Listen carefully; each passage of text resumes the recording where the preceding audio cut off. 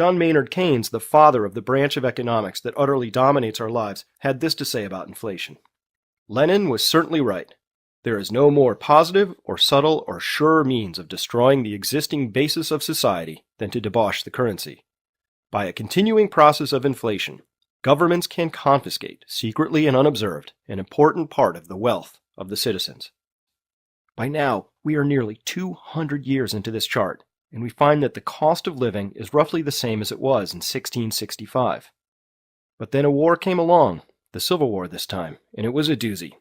To finance the war, the North had to resort to printing a type of currency that still lends its name to our own currency today. Of course, back then, it really did have a green back.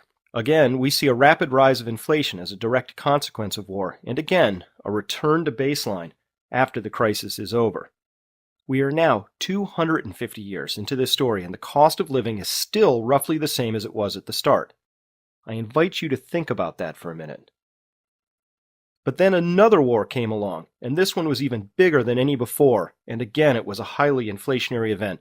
And then another war, even bigger than any before it, which again proved inflationary, but this time, something odd happened. Inflation did not retreat before the next war began. Why? Two reasons. First, the country was no longer on a gold standard, but instead a fiat paper standard, administered by the Federal Reserve, and the populace did not have another form of currency to which it could turn. And second, because this was the first time that the war apparatus was not dismantled upon conclusion of hostilities. Instead, full mobilization was maintained and a protracted Cold War was fought, certainly as inflationary a conflict as any shooting war ever was. And now, if we look at the entire sweep of history, we can make an utterly obvious conclusion. All wars are inflationary. Why is this? Because any time the government engages in deficit spending, it creates the conditions for inflation. However, when the deficit spending is on legitimate infrastructure, such as roads or bridges or schools, that investment will slowly pay for itself by boosting productivity and paving the way for the creation of additional goods and services that will someday soak up the extra cash. Wars, however, are special.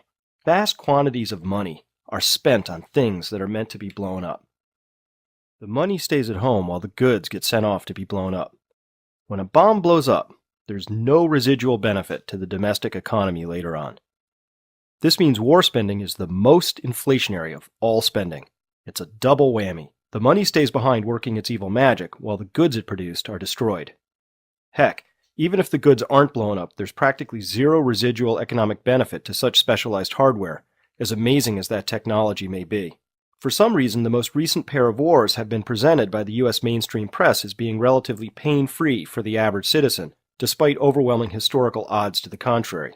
In fact, on this 15-year-long chart of commodity prices, we observe that prices bounced in a channel, marked by the green lines, for more than 10 years. However, and hopefully by now unsurprisingly, shortly after the start of the Iraq War, commodity prices began marching higher and have inflated nearly 140% in 5 years. Your gasoline and food bills will confirm this. So if anybody tries to tell you that you haven't sacrificed for the war, let them know you sacrificed a large portion of your savings and your paycheck to the effort. Thank you very much. At any rate, back to our main story. Here's inflation between 1665 and 1975. Knowing what you now know about Nixon's actions on August 15, 1971, what do you suppose the rest of the graph looks like between 1975 and today? This is your world. You've been living on the steeply rising portion of this graph for so long that it probably looks like level ground to you.